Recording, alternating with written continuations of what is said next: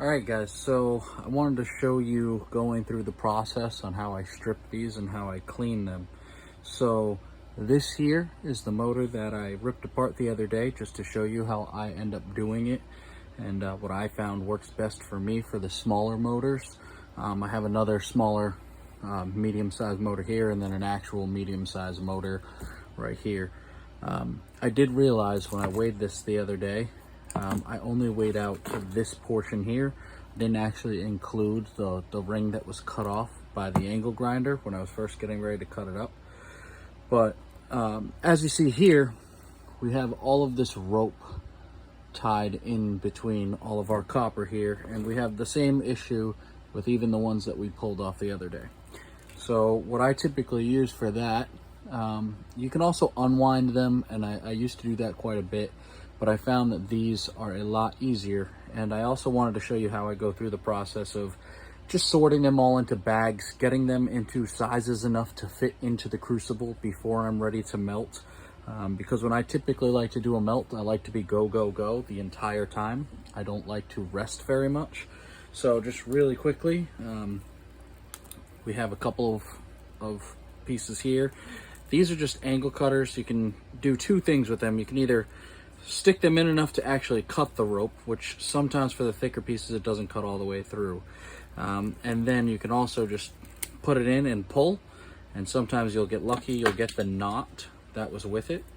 But right there, we get quite a bit of copper that comes out. I like to pull the rope out. It's not a big deal if the rope is included.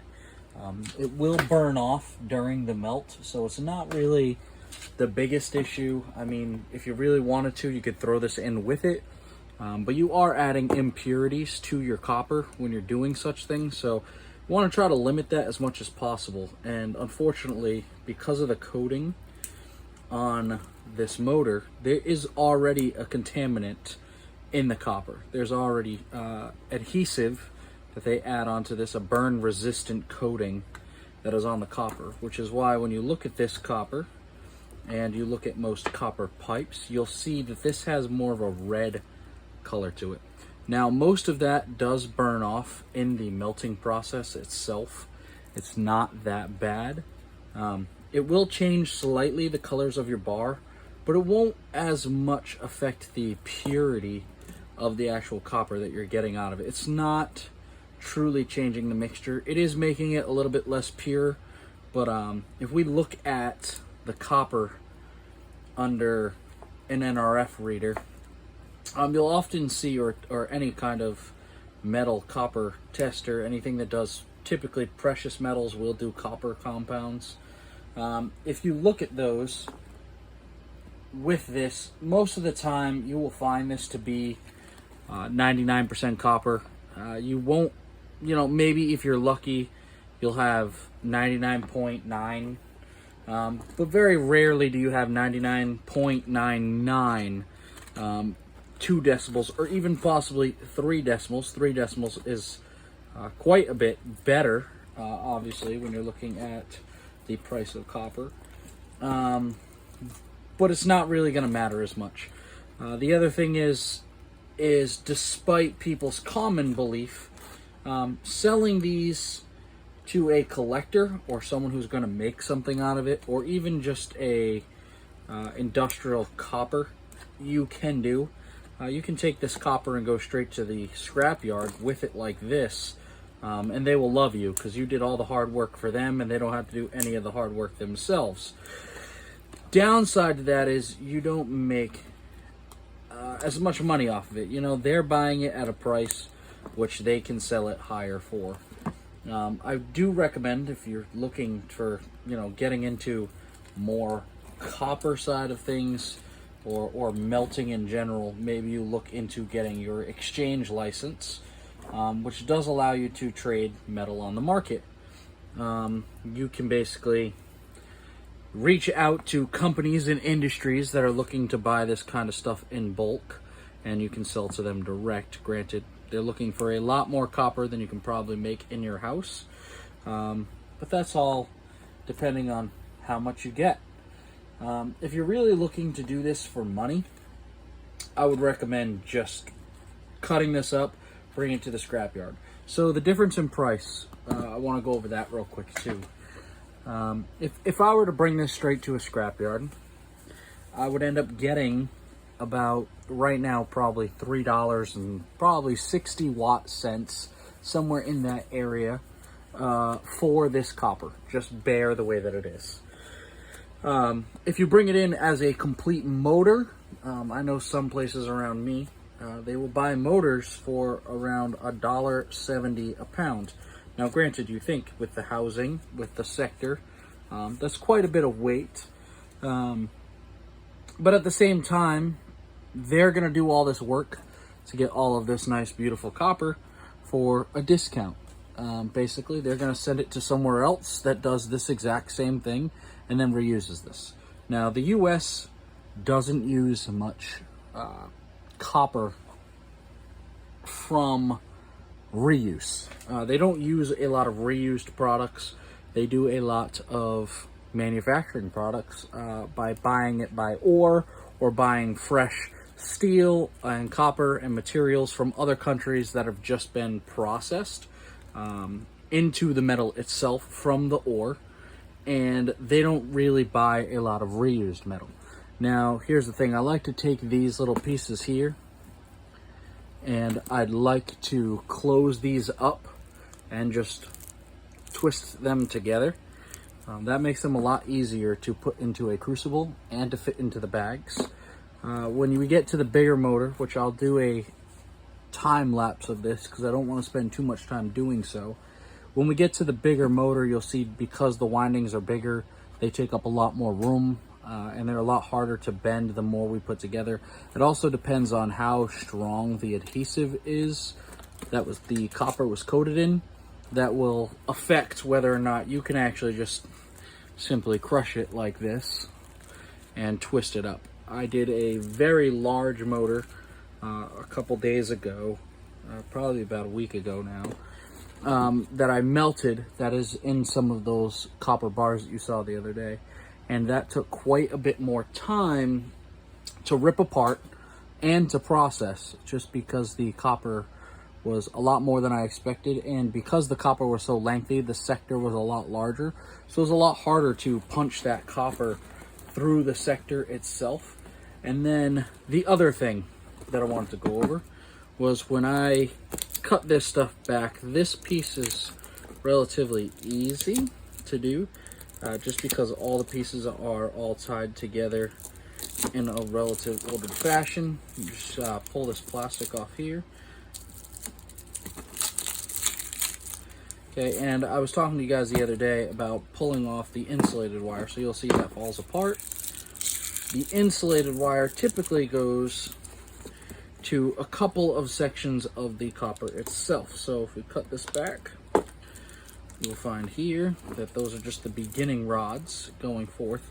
But this blue one right here, you'll see there is a thread of copper going to this blue wire here. So I just carry basic wire strippers.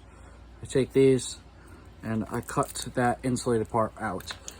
If you pull hard enough, they'll often rip off too. I find it's better to cut them just because you can cut them as far away as possible, or you can cut them as close as possible, depending on what you want to do. I typically keep all of these pieces aside in a separate bag.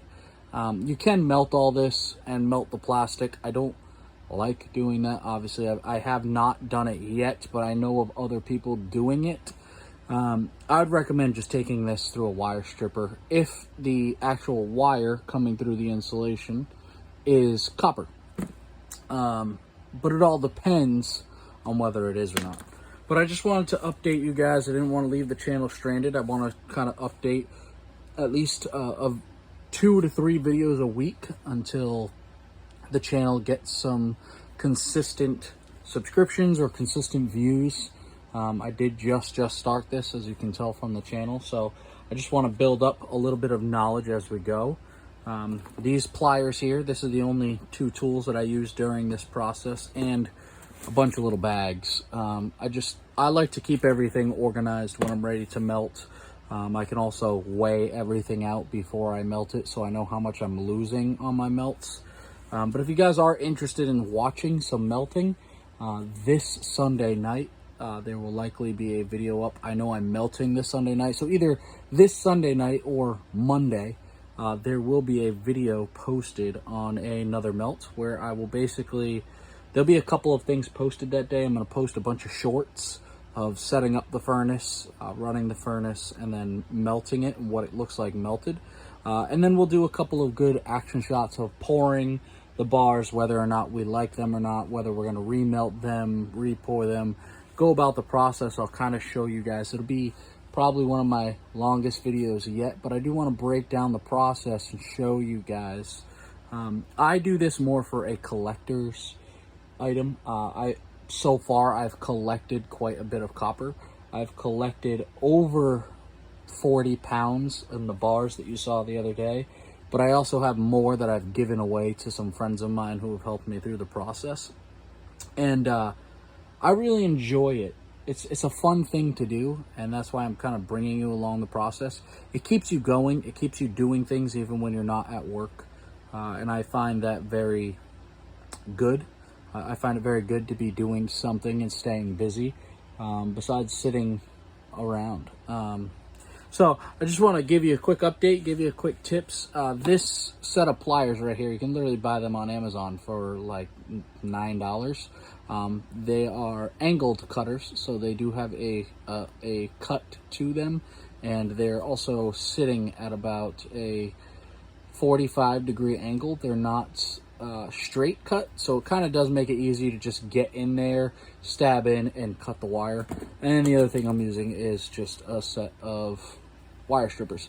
Now, these are just a basic pair. I ended up getting these from Walmart because I didn't want to use my good pair for this because I'm just doing a lot of stupid cutting with them. It's not a big process to be using these, so I just grabbed a spare little piece that I could keep down here in my basement while I'm ripping apart this stuff. It makes it a bit easier, and it goes fairly quickly with these kind of items. You can use other items. You know, for a while I was using a knife cutting the rope. I didn't find that was good. You can even see here where we have this rope, we can sometimes pull on it, which, there we go. You can pull on it and you can get the knots to unravel naturally, which is the same way that they wind the copper up. But I find that that's a lot more tedious. It just takes a lot more time, so you can just sit there and spin on it, and eventually it will break. You'll have it break off, but you can spin it all off too, which is a little bit more time consuming and energy exhausting than just using something like these to just cut it down and get it done quick. So I'm gonna bang out these motors. I'm probably gonna do a short timeline video of just ripping them all apart, so you guys have kind of a time lapse to watch it all happen, and we'll go from there. Thank you very much, guys. I appreciate it.